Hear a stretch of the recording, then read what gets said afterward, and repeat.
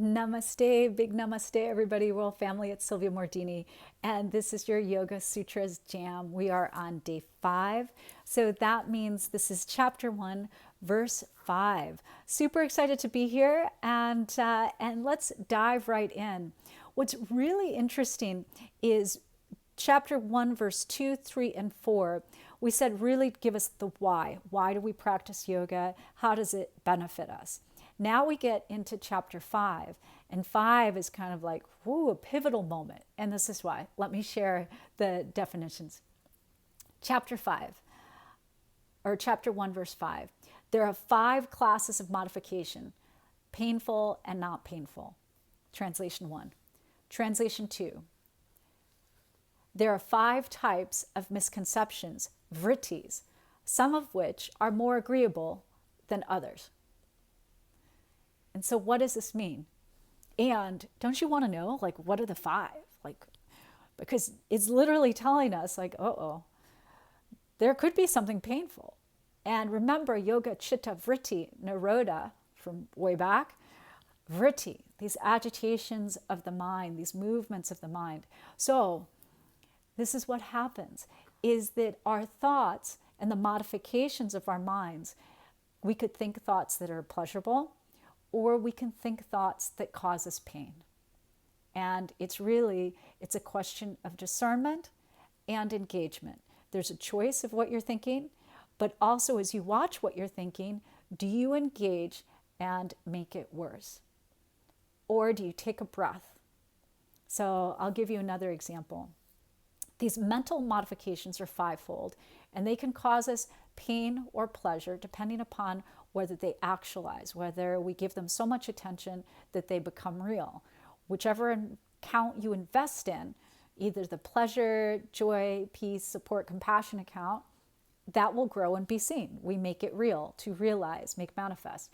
Or the dukkha and all the bad stuff and the shadow side and all of that, also if we put a lot of investment into that account, then it grows and we can see that and we start to relate to it.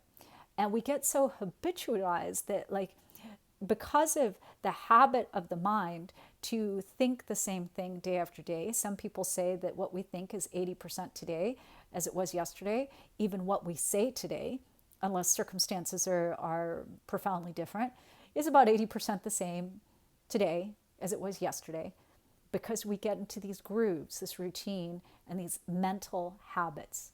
So we actually start to believe why things are happening to us because we are thinking the same way, creating that action to manifest in the world. And we don't even stop often to just say, hey, why am I doing and thinking the same things over and over and over? That's just it. That's the antidote. The solution is to just press pause, like this great pause that we're in right now in the universe. So press pause, take a breath, inhale. Hold the breath in. Notice what you're thinking. Is the mind going to those things that create pleasure or pain? Just notice. And before you respond, exhale. And then stay in this exhalation, hold the breath out, and feel an even longer pause. So what happens is that if we go out into the world and we're influenced by all these circumstances around us, outside us, and we let our minds go into the pain places over and over because this is happening and I can't do this and I normally do it like this, or why can't I go back to doing it like this, then we start to feel like the world is being done to us rather than the universe is being done for us. Because it's our perspective. It's what we're looking for.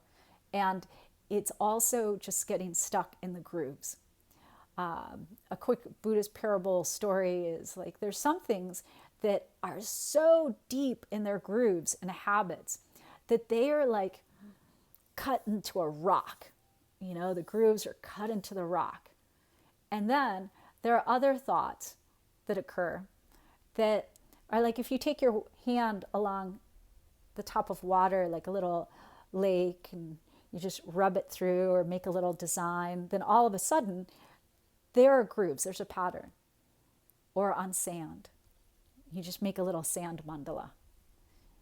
Well, the sand is easy, the water is easy to change and to wash away, but there are those grooves, those habits that are so hardcore, hardwired into us, like they're preconditioned based on our social conditioning and things that have happened to us and things that have not happened to us and what society is saying. And so there's all that input. And we can actually get carried away and overly influenced by what's happening outside us if we're not careful, chapter 1, verse 5 says. So we have to pause, take in information, and then be with it. Before doing anything, do nothing. It's one of my favorite meditation cues is to just watch yourself thinking and then just say to yourself, this is just information. This is just information. It's neither for me nor against me. It's just information. And the more you get into that habit of being in that pause, noticing the separation between you and the vritti, the modifications and the changing patterns of the mind, then it allows you the space to decide, is this real or is this not real? Is it good for me or is it not so good for me? And that self-knowledge is really this path of yoga, that we have all of these tools to get interested and curious about ourselves. It is through ourself that we get to ourself in yoga. Then you might ask, well, wow, tell me, what are the 5 things? What happens? Well, these are those 5. And this is actually chapter 1, verse 6. I'm just going to give you like a preview for tomorrow. These are right knowledge, indiscrimination, verbal delusion, sleep, and memory, or another translation. These are defined, chapter 1, verse 6, insight, error, imaginings, deep sleep, and recollections. So really we have illusion, delusion, sleep, and memory. This is like, you can hold on to those. And we're going to go into tomorrow what those actually mean, what happens when those are occurring in our lives. And just know this, that these 5 things get in the way of our return to stillness, to that peace within our hearts that's always there, no matter what. Another key antidote as you bring your hands over your heart is feel your body, feel the embodiment of this human experience. But now imagine higher than the crown of your head, this ascension up to the 7th chakra. The 7th chakra is like our control center. And try to just be with whatever you're thinking, but bring it up. Take it to the control center. And before you decide anything, just get some expert insight by being in that pause.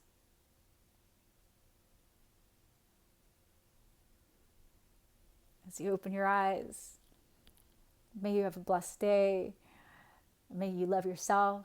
May you love your day. May you love your life. This has been Sylvia Mordini, founder of Alchemy of Yoga with Yoga Sutras Jam. Check in tomorrow for chapter 1, verse 6. If you want longer versions of what we're offering here, visit us on YouTube. Peace out, everybody. And if you have questions, I'm going to stay on for a little bit as I do. So ask me anything that you want and I shall respond.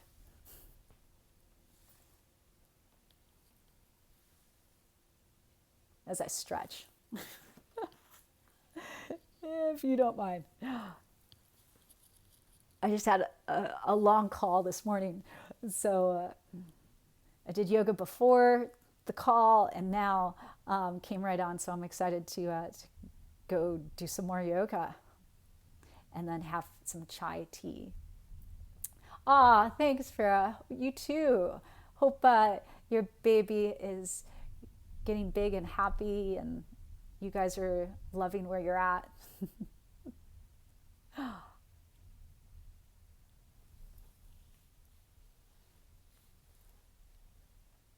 All right.